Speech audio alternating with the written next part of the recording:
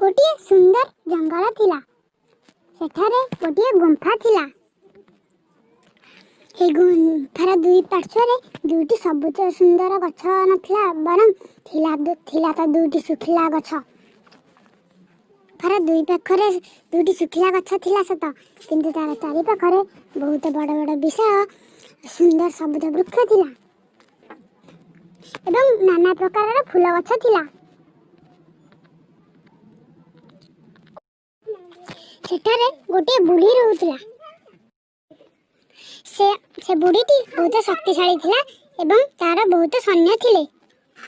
दिने राजा सेठाको बुलिबाकू आसिले एवं देखिले जे एठारे गोटे गुंफा अछि। से भाबिले कि से गुंफारे गोटे राक्षसनी रहउछि किंबा एंको तांत्रिक रहउछि। तेणु राजा सेठाकू तांकर सैन्य सामंत पठाई गुंफार चारि पाखरे आक्रमण करबाकू लागिले।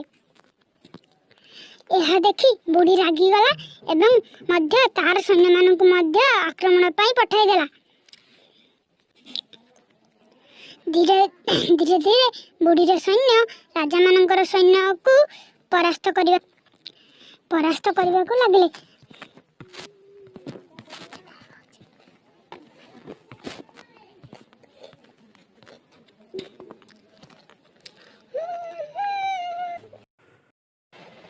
ठीक से समय राजा आसी सेठारे पहुँची गले एवं देखिले जे तांकर समस्त सैन्य परास्त होई मृत्युवरण करिसेंती। एवं से समय बुढ़ीर समस्त सैन्य राजा को चारिपटरे घेराई गले। से समय राजा बहुत डरी गले एवं से समय बुढ़ी आसी सेठारे पहुँचला एवं तार समस्त सैन्य मानकू आदेश देला जे से राजा को छाड़ी दिया जाऊ एवं बुढ़ीर समस्त सैन्य राजा को छाड़ी देले।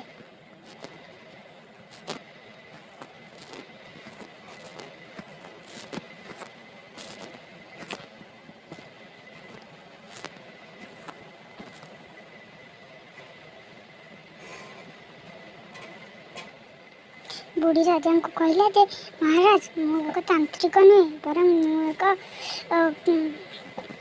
भल बुढ़ी मु कार किसी क्षति करी आपण दयाकर मत आक्रमण करते।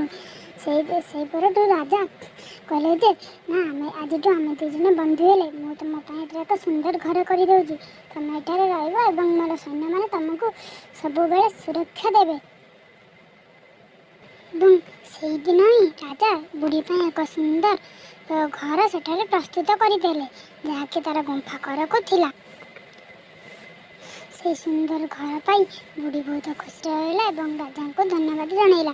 से दिन राजा बुढ़ी को सेठारे छाड़ी दे गले एवं कहले तू एठारे खुशी रह। बुढ़ी राजा खुशी। दर्शक